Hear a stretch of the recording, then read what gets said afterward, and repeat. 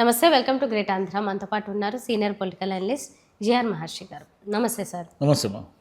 Sir, నిన్న ఒక press మీట్లో విలేకరి లోకేష్ గారిని అడిగారు. ఇప్పుడు చాలా చోట్ల పెట్టుబడులు వస్తున్నాయి అంటూ చాలా సంస్థలకి అతి తక్కువగా అంటే 99 పైసలకే, రూపాయలు కూడా కాదు పైసలకి ఎకరా భూమి చెప్పని ఇచ్చేస్తున్నారు కదా అని ఆ విలేకరి ప్రశ్నిస్తే ఈయనేమంటున్నారంటే ఇంకా అంతకంటే ఎక్కువే మొత్తం కూడా ఇచ్చేస్తాను నేను, తప్పేముంది అందులో అంటున్నారు ఆయన. విన్న వాళ్ళు ఎవరికైనా కానీ ఇందులో తప్పేంటంటే ఎంత వస్తుంది, ఎంత లాభం వస్తుంది, ఏదైనా ఒక పెట్టుబడి పెడుతున్నామంటే అంటే ఇప్పుడు ప్రభుత్వం చేత అది పెట్టుబడి అనుకుంటే కనుక ఎంత వస్తుంది ఏంటనే దానికి ఒక లెక్క ఉండదా? అంటే ఆ లెక్కల్ని చూపిస్తున్నారా లేకపోతే తప్పుగా చూపిస్తున్నారా?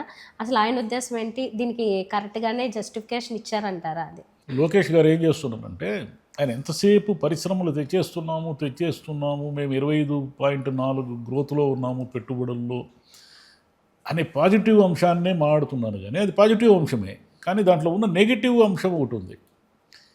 మీరు ప్రభుత్వానికి సంబంధించిన భూముల్ని 99 పైసలకి ఇచ్చేస్తున్నారు. ఎవరికి ఇస్తున్నారు? లులు మాల్, రహేజా కంపెనీ, ఇలా చాలామందికి ఇస్తున్నారు.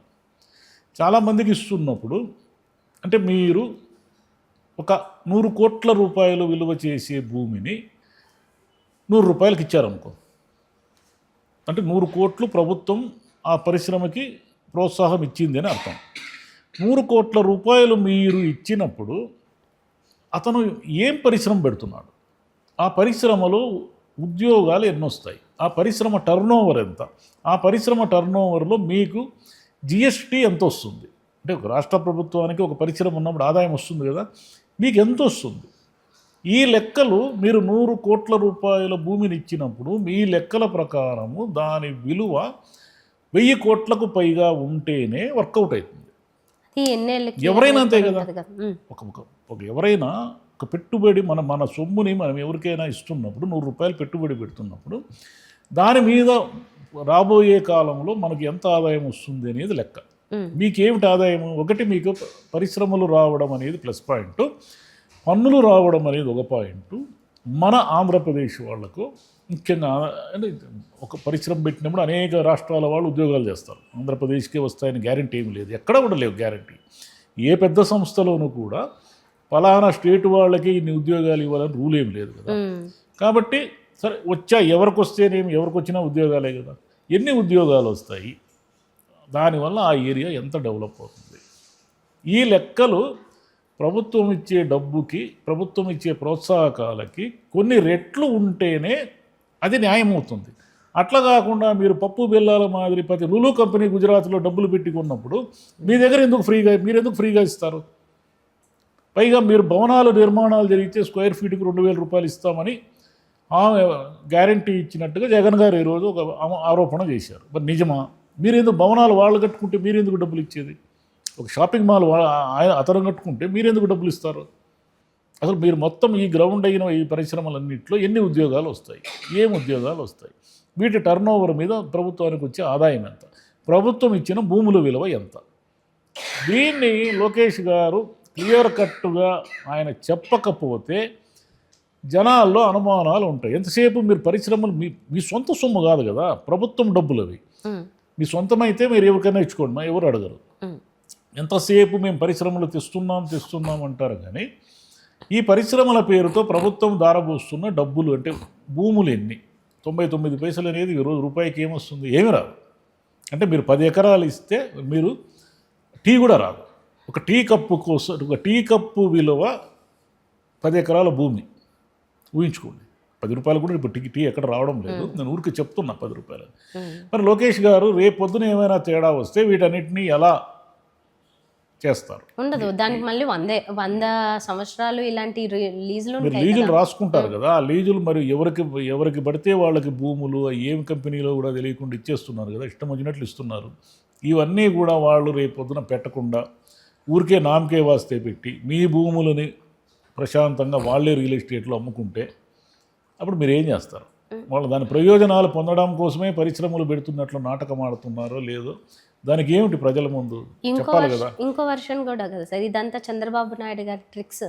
ఏదో వంట చేసే వాళ్ళ చేతను ఇంకోళ్ళ చేతను ఊరికే వాళ్ళ చేత పెట్టించేసి రియల్ ఎస్టేట్ దందాలు నడుస్తాయి. అవును, అలా నడిస్తే మరి ఎవరికి నష్టం? రేపు పొద్దున మీ గవర్నమెంట్ లేదనుకోండి, ఈయన వస్తే వదులుతాడా మిమ్మల్ని అందరినీ? మొత్తం విచారణ చేయిస్తాడు కదా. వస్తాడనే గ్యారంటీ, వస్తాడనే కాన్ఫిడెన్స్తోనే కదా వాళ్ళు ఉన్నారు. రేపు పొద్దున మరి వీటన్నిటినీ మీరు ఎలా సమర్థించుకుంటారు? ఇవన్నీ రేపు పొద్దున కేసులు ఇవన్నీ గోలలు అయితే అప్పుడు ఏమవుతుంది పరిస్థితి? లోకేష్ గారు చేయాల్సింది ఏంటంటే పరిశ్రమలు తెస్తున్నాను అనే ఉత్సాహం మంచిదే. నిజంగా మీరు 2029 నాటికి కొన్ని లక్షల ఉద్యోగాలు సృష్టిస్తే మరీ మంచిది. జగన్ గారి హయాంలో కూడా పారిశ్రామిక వృద్ధి రేటు బ్రహ్మాండంగా ఉందని మొన్న ఈ మధ్య రిజర్వ్ బ్యాంక్ నివేదిక ఒకటి ప్రకటించింది. మీరు ఏం చెప్పారు ఆ రోజు? జగన్ గారి హయాంలో పరిశ్రమలన్నీ పారిపోయినాయని ఒకటే ప్రచారం చేశారు కదా. మరి రిజర్వ్ బ్యాంక్ నివేదికలో ఏం చెప్పింది? ఆయన హయాంలో దక్షిణ భారతదేశంలో వృద్ధి రేటు బ్రహ్మాండంగా ఉంది, పారిశ్రామిక వృద్ధి రేటు అని చెప్పింది. అంటే మరి అబద్ధమే కదా మీరు ఇంతకాలం చెప్పింది. మరి ఇప్పుడు చెప్తున్నావు కూడా మీరు నిజాలో కాదో మాకు ఎలా తెలుస్తుంది? అందుకని ఫస్ట్ వీళ్ళు చేయాల్సింది ఏంటంటే క్లియర్ కట్గా ప్రజల ముందు ఉంచేస్తే పోయింది. ఇదంతా అదేమంటారు రహస్యంగా ఎవరికి ఇస్తున్నారు, ఏమి ఇస్తున్నారు, వాళ్ళు ఏం కంపెనీలు పెడుతున్నారు, ఎవరు జస్ట్ కొన్ని వందల ఉద్యోగాలు ఇచ్చే ఒక సంస్థకు కూడా వీళ్ళు ఎకరాలు ఇచ్చేశారు. కొన్ని వందల ఉద్యోగాలు ఇచ్చే సంస్థలకి ఎకరాలు ఎందుకు ఇస్తున్నారు? ఎగ్జాంపుల్ ఉంది లూలు మాల్ సార్, హైదరాబాద్లో ఎన్ని ఉద్యోగాలు ఉన్నాయి? ఎంతమంది ఉంటారు? ఎంతమంది లేరు అందులో. మ్యాక్సిమం 200 మంది ఉంటారు, లేదా 3. ఒక మాల్లో ఎంతమంది ఉంటారమ్మా? చాలా సింపుల్ లాజిక్ కదా అది. ఒక మాల్లో ఎంత పెద్ద మాల్లోనైనా మ్యాక్సిమం 500 మంది ఉద్యోగాలు ఉంటారు. ఎంత చిన్న జీతాలతో, అది చిన్న జీతాలే. అవేం జీతం? ఆ జీతం ఎక్కడైనా మామూలు పని చేసుకున్నా ఆ మాత్రం జీతం వస్తుంది. ఉద్యోగంగానే చూడాలి కానీ గౌరవంగా మనము. అదేం మరీ మీకు గ్రోత్ రేట్ విపరీతంగా ఉన్న ఉద్యోగాలు ఏమి ఉండవు దాంట్లో. ఒక మాల్కి ఎందుకు ఇస్తున్నారు మీరు? అదే ఆయన హయాంలో లూలు మాల్ పారిపోయింది, మీ హయాంలో డబ్బులు తీసుకుని ఇవ్వాల్సి ఉంటుంది. గుజరాత్లో వాళ్ళు కొన్నప్పుడు మీ హయాంలో కూడా కొనుక్కుంటారు కదా. వాళ్ళు కొనుక్కునే శక్తి ఉన్న వాళ్ళకు కూడా మీరు ఎందుకు ఉచితంగా ఇస్తున్నారు? అందులో పోనీ గూగుల్ లాంటి సంస్థలు అంటే పోనీ మీరు ఊరికే ఆహ్వానించండి. గూగుల్ వీటిని అయితే అర్థం చేసుకోవచ్చు. సరే, అవి ఇంటర్నేషనల్ గుర్తింపు ఉన్న సంస్థలు, వాటి కోసం ఇచ్చారంటే అన్ని సంస్థలు అంత గుడ్విల్ ఉన్న సంస్థలకే ఇస్తున్నారా అనేది ఒక అనుమానం. లోకేష్ గారు ఇంకోటి కూడా అన్నారు, ఏదో అదేంటి ఒక టీఎంసీ కోసము 2 దేశాల మధ్య యుద్ధం జరుగుతున్న రోజులు ఇవి అని ఏదో అన్నారు. వాళ్ళ నాన్నగారు ఏమో 20 టీఎంసీలు అదే లెక్క జమా అని ఆయన ఇద్దరు ఒకరికొకరు వ్యతిరేకంగా మాడుకుంటున్నారు. మనసులో ఉన్నది అలా బయటకు వచ్చిందేమో, ఏదో సందర్భంలో చెప్పేసినట్లు. సోషల్ మీడియా గురించి కూడా ఏదో మాట్లాడారు. మా హయాంలో అదేంటి జగన్ గారి కుటుంబ సభ్యుల్ని దూషించిన వాళ్ళ మీద మేము కేసులు పెట్టాము, ఆయన ఏవైనా ఒక చర్య అయినా తీసుకున్నారా అని కూడా అన్నారు. సరే, మీ హయాంలో కేసులు పెట్టారు లేదా అని వాస్తవం ఒప్పుకుందాము. వాళ్ళ హయాంలో నోరు పారేసుకున్న వాళ్ళ మీద ఎవరి మీద చర్య తీసుకోలేదు. దాని ఫలితము వాళ్ళు కూడా చూశారు, అందరూ ఓడిపోయారు కదా. ఎప్పుడు ఏ గవర్నమెంట్లోనైనా ఏ నాయకుడైనా కంట్రోల్ లేకుండా మాట్లాడే వాళ్ళు ఎవరు కూడా మళ్ళీ వాళ్ళు గెలిచే అవకాశం లేదు. ప్రజలకు రోత పుట్టించే ఎవరైనా సరే. ఇప్పుడు వీళ్ళు కూడా ఏం చేస్తున్నారంటే సోషల్ మీడియాని ఏదో దూషించిన వాళ్ళ మీద కేసులు పెట్టకుండా మామూలు వాళ్ళ మీద కూడా కేసులు పెట్టడం ప్రారంభిస్తే ఇది వీళ్ళకి కూడా రివర్స్ అయ్యి కూర్చుంటుంది. 29 నాటికి వీళ్ళకి కూడా రివర్స్ అయ్యి కూర్చుంటుంది. అంటే వైసీపీ కార్యకర్తల్ని రాటుదేలేలా చేస్తున్నారు వీళ్ళు. విపరీతంగా కేసులు పెట్టి అంటే మేము నేరం చేసిన వాడిని శిక్షించకూడదంటే నేరం చేసిన వాళ్ళని శిక్షించండి, అప్పుడు ఇరువైపులా శిక్షించండి, అటు ఇటు కూడా శిక్షించండి. చూద్దాం 29 నాటికి 28 నాటికి లోకేష్ గారు చెప్పిన పరిశ్రమలన్నీ వచ్చి ఆంధ్రప్రదేశ్ ఒక పరిశ్రమల హబ్బుగా మారిపోయి వైజాగ్ కానీ అమరావతి కానీ కొన్ని లక్షల మంది ఉద్యోగులు చేస్తున్న వాళ్ళు మన కళ్ళ ముందు కనిపిస్తే వెల్ అండ్ గుడ్.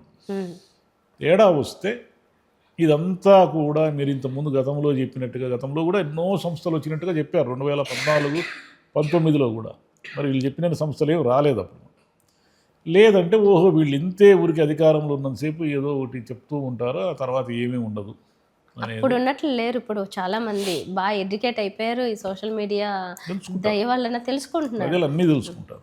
అవును, అప్పుడంటే ఏదో సంస్థలు అన్నీ మాట్లాడేసాము పెట్టుబడులే అన్నట్లు మాట్లాడినా గ్రౌండ్ అవ్వలేదన్న సంగతి ఇప్పుడు తెలుసుకున్నారు.